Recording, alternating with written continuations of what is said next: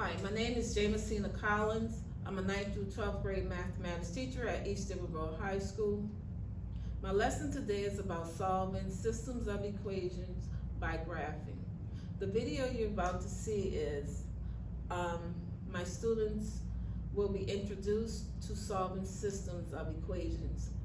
They already know how to graph linear equations using slope-intercept form and using standard form, and also point slope form.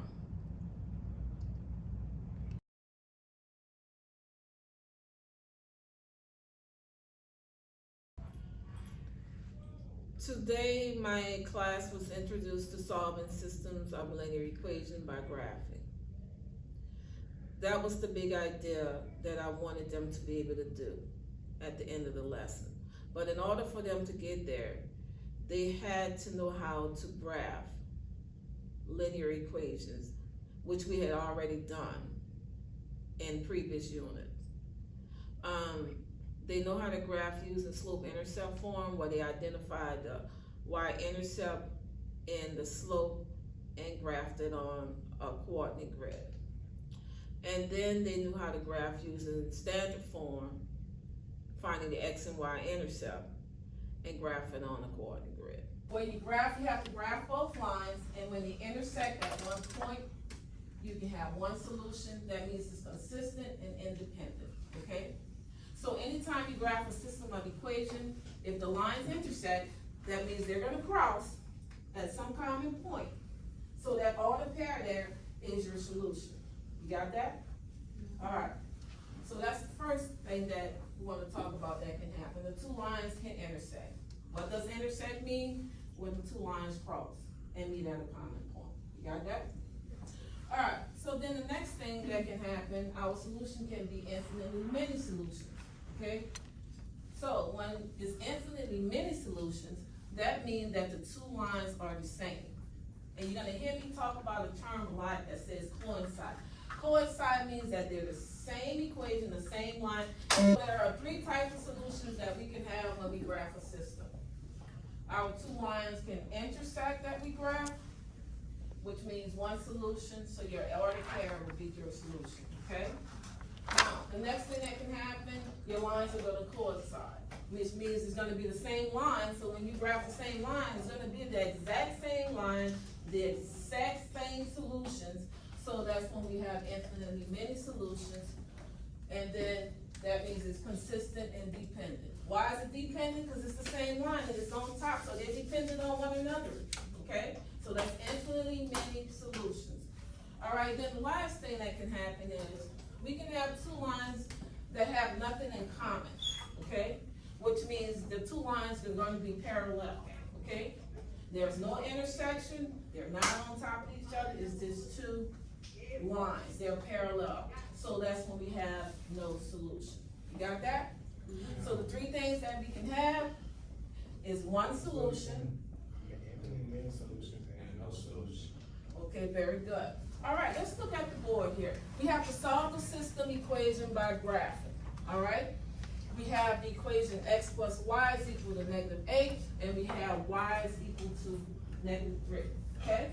So the first thing I'm gonna do is look at both equations. And I can see that I have two equations, all right? So normally what I do, I want you to get in the habit of naming them, okay? This is your equation 1. That's your first equation, and the second one is your equation 2. Okay? So, let's graph our equation. And before we begin, whenever I'm giving you an objective, okay, a goal of what we're gonna do today, I try to help you out and give you a success criteria. And what that is our navigational map, what I need to do, where I need to go, and how I'm gonna get there, okay? So, in order for us to be successful today, these are the things that you're gonna have to be able to do at the end of the lesson, okay? One is graph the first equation. Now, I could have put graph both equations, but I wanted to be very specific, okay, because I know my students, okay? Because when I'm planning, I'm thinking about you guys and what you're gonna ask, okay? So the first thing you have to be able to do is graph the first equation, and then we're gonna graph the second equation on the same coordinate system, okay? You got that? And we know how to graph, because we have graphed linear equations before, okay? And we'll talk about that in more depth later. And then we want to determine whether the lines intersect. When they intersect, we're gonna have how many solutions? One. Okay, then we're gonna tell, are they parallel? When the two lines you graph are parallel, what happens? No solution. No solution, very good. Are the same line? Infinitely many solutions, all right? Then after we determine that, we're gonna identify the solution to the system. If the lines intersect, identify the point of intersection. So if your two lines intersect, if they cross, I want you to identify what point that is. You can circle the point and give me the order pair, the X and Y, what it is, what that solution is. You got to focus up here. All right, so we're gonna graph the first equation here, X plus Y is equal to -8. What form is that equation in? Do you remember? Standard form, all right? So there's two ways that we can graph. We can use standard form. If I decide to use standard form, what would I do? I would substitute 0 in for Y and get the X intercept. Very good, awesome. And then what's my next step I would do? Substitute 0 for X and get the Y intercept. Get the Y intercept. So my 2 points that I would graph would be my X intercept and my Y intercept, right? You got that? Or there's another way I can do it. You can do it both ways, okay? Or there's another way I can do it. I can take this standard form equation like we've done originally in the past, and I can put it in what form? Slope intercept form. And how would I do that?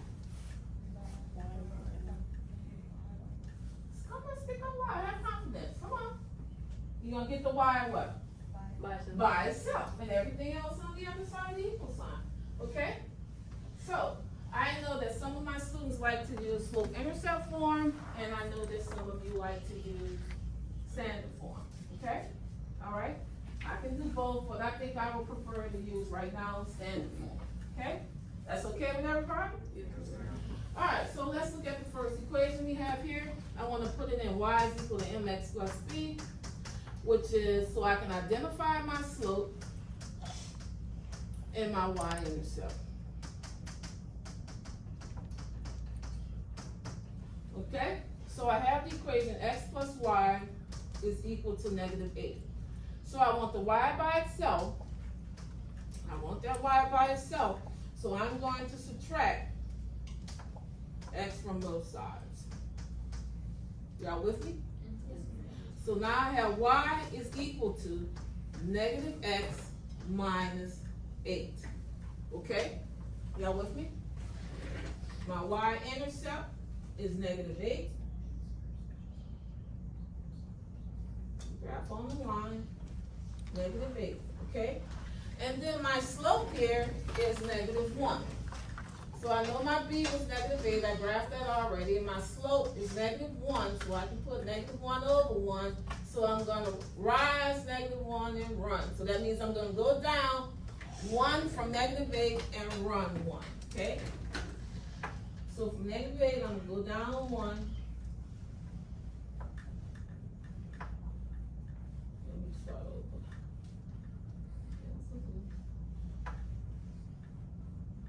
Everybody see anything?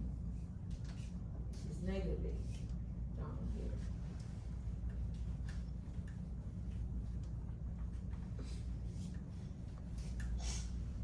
All right, go down 1 and over 1. Y'all got that?